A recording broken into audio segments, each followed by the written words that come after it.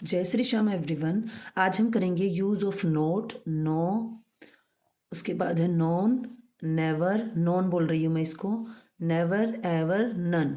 ठीक है, सबसे पहले नोट का यूज़ देखते हैं। इसका मतलब होता है नहीं। यूज़ वर्ब को नेगेटिव बनाने के लिए, इसका यूज़ है ना वर्ब को नेगेटिव बनाने के लिए होता है हेल्पिंग वर्ब के साथ। जैसे कि एग्जाम्पल है यहाँ पर, I do not like T. ठीक है, I do not like T, तो देखो ये डू के साथ नोट लगा है। She is not coming today, तो यहाँ पे इज़ के साथ नोट लगा है।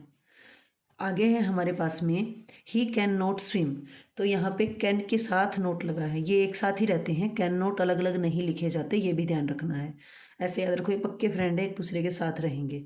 तो ये जो हमारी हेल्पिंग वर्ब्स हैं या इनके साथ में हमारे पास में क्या लगता है, मोडाल वर्ब है, उनके साथ में नोट लगता है। उसके बाद में नो का यूज़ कहाँ होता है, इसका मतलब होता है कोई नहीं या बिल्कुल नहीं। यूज़ है नाउन से पहले। नाउन से पहले कैसे, जैसे स्ट्रक्चर मैंने बताया है, नो प्लस उसके बाद क्या आएगा, नाउन आएगा। एग्जाम्पल हमारे पास में क्या है, there is no water in the bottle.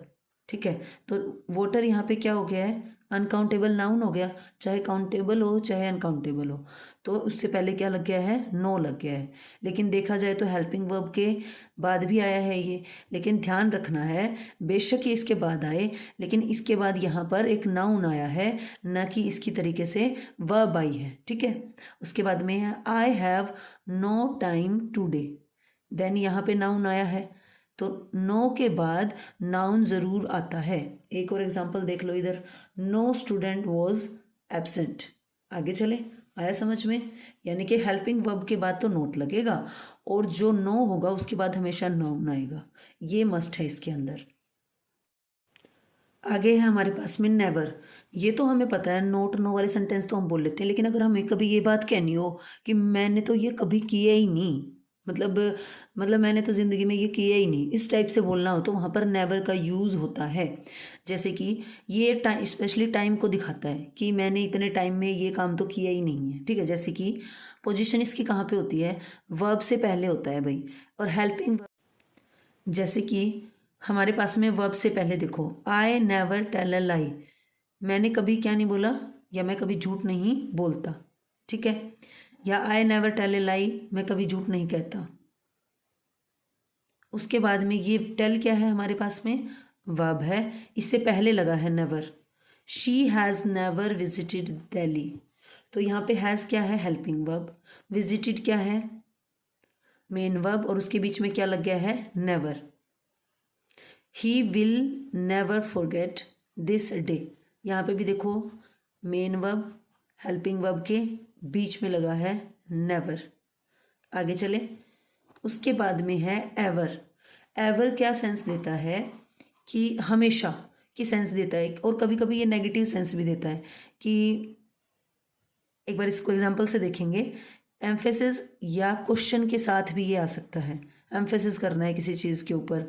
जैसे कि मीनिंग इसका होता है कभी, पॉजिटिव भी दे सकता है या नेगेटिव भी, फोर्स के लिए इसका यूज़ किया जाता है। Have you ever seen snow, सामने वाला पूछ रहा है क्या तुमने कभी, कभी का मतलब क्या हो गया, देखो नेवर का मतलब वो मना कर रहा है कि मेरी जब से ज़िंदगी शुरू हुई है या काफ़ी लॉन्ग टाइम से मैंने ये काम नहीं किया है। ठीक है, एवर का मतलब होता है सामने वाला आपसे पूछता है क्या आपने कभी ये काम किया है, कभी आपने ये चीज़ देखी है, कभी मतलब अब तक की आपकी लाइफ में, ऐसे सोचो इसको। Have you ever seen snow, क्या तुमने कभी जब ये नेवर एवर एक साथ आते हैं तो वहाँ पर ये नेगेटिव सेंस देते हैं। जैसे I will never ever do this again, मैं ऐसा फिर कभी नहीं करूँगा। ठीक है, तो एवर अकेला नेगेटिव नहीं होता है, एवर जब अकेला आया तो नेगेटिव सेंस नहीं दे रहा है, वो क्वेश्चनिंग पूछने की सेंस में हम इसको यूज़ कर सकते हैं, क्या आपने कभी ये किया है। देन उसके बाद में नेवर एवर अगर एक साथ आए हैं तो वो नेगेटिव सेंस देता है। ठीक है, चलिए आगे।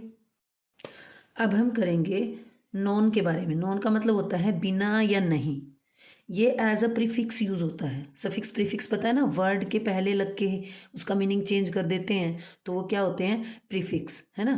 प्रीफिक्स वर्ड के स्टार्ट में लगते हैं। एग्जाम्पल है जैसे कि हम इसको करते हैं, non vegetarian, non stop, non teaching staff, non stop rain, इस टाइप से इस नॉन को इसके साथ में लग के बीच में हाइफन और ये उसका मीनिंग चेंज कर देता है वर्ड का। नॉन अकेला सेंटेंस में नहीं आता, ये हमेशा किसी वर्ड के साथ आता है, जैसे कि उसके साथ चिपका हुआ होता है, ही इज़ नॉन वेजिटेरियन, बीच में हाइफन और ऐसे चिपका हुआ मिलेगा। This is a non teaching post. आया समझ में? आगे बढ़े। अब एक और वर्ड है हमारे पास में, क्या है ये? नन। ठीक है, कोई भी नहीं। None, not one. देखो वन इसके अंदर है ना, नॉट वन, नॉट एनी की सेंस। इसका मतलब क्या है? ये नाउन के बिना भी यूज हो सकते हैं, यानी कि जो नन वर्ड है वो नाउन के बिना भी यूज हो सकता है। ये प्रोनाउन होते हैं। दो चीज़ें समझ आई, ये नाउन के बिना भी यूज हो सकते हैं और प्रोनाउन होते हैं। एग्जाम्पल कैसे लेंगे इसके? How many pens are there. कोई आपसे क्वेश्चन पूछ रहा है कि कितने पेन है भाई यहाँ पे, तो आप बोलोगे नन, कोई नहीं है। तो देखो इसके साथ कोई भी, ये एज ए क्या यूज हुआ है? प्रोनाउन, मतलब पेन की जगह उसने नन वर्ड की मतलब है ही नहीं उस सेंस में यूज कर लिया। I have 2 pens but none is blue. मेरे पास में क्या है? 2 पेन है, लेकिन उनमें से कोई भी क्या नहीं है? ब्लू नहीं है। एनी वन, इसकी सेंस दे रहा है उनमें से कोई भी, नॉट एनी। तो ये वाली सेंस यहाँ पे ये दे रहा है। None of the student is or are. अब यहाँ पे भी कंफ्यूजन रहता है कि यहाँ पे हमने लिखा none of the students is or are. अब नन का मतलब है नॉट वन, और स्टूडेंट्स क्या हो गया? प्लूरल।